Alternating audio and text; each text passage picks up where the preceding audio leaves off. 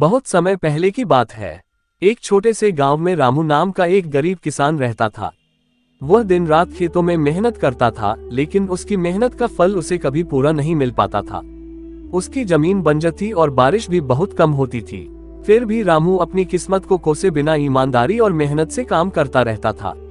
उसी गांव में रघुनाथ नाम का एक अमीर सेठ भी रहता था। सेठ रघुनाथ का व्यापार दूर दूर तक फैला हुआ था। उसके पास धन, जमीन और नौकर चाकर सब कुछ था, परंतु उसके पास एक चीज की कमी थी, दिल की संतुष्टि। वह हमेशा अपनी संपत्ति बढ़ाने की योजनाओं में लगा रहता था और गरीबों से सूद वसूल कर उन्हें और गरीब बना देता था। एक दिन रामू के खेत में कुछ समस्या हो गई। उसे फसल उगाने के लिए बीज और खाद चाहिए थे, लेकिन उसके पास पैसे नहीं थे। मजबूरी में वह सेठ रघुनाथ के पास गया और उससे मदद मांगी। सेठ ने उसकी परेशानी का फायदा उठाया और बहुत ऊंचे ब्याज पर उसे पैसे उधार दे दिए।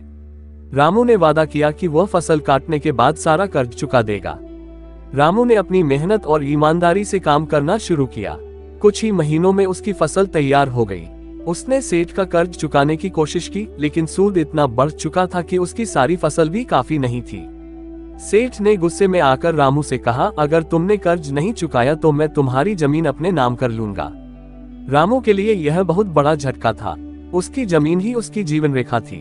दुखी होकर वह गांव के बुजुर्गों के पास मदद मांगने गया। बुजुर्गों ने सेठ से बात की, लेकिन सेठ ने उनकी बात नहीं मानी। तब रामू ने सोचा कि वह अपनी किस्मत को बदलने के लिए कुछ नया करेगा। रामू ने गांव में रहने वाले सभी किसानों को संगठित किया। उन्होंने मिलकर एक योजना बनाई कि सभी लोग अपने संसाधन साझा करेंगे और एक दूसरे की मदद करेंगे। धीरे धीरे किसानों ने मिलकर इतना उत्पादन किया कि वे सेठ से कर्ज लेने की जरूरत ही नहीं समझे। किसानों की एकता देखकर सेठ को अपनी गलती का एहसास हुआ। उसने रामू से माफी मांगी और उसका कर्ज माफ कर दिया। इस घटना ने सेठ रघुनाथ को बदल दिया। उसने अपनी संपत्ति का एक हिस्सा गांव के विकास में लगाने का वादा किया। इस तरह रामू की ईमानदारी और मेहनत ने न केवल उसकी बल्कि पूरे गांव की किस्मत बदल दी। ये कहानी हमें सिखाती है कि ईमानदारी, मेहनत और एकता से बड़ा संकट दूर किया जा सकता है। आपको ये कहानी अच्छी लगी हो तो लाइक, शेयर और सब्सक्राइब करना ना भूलना।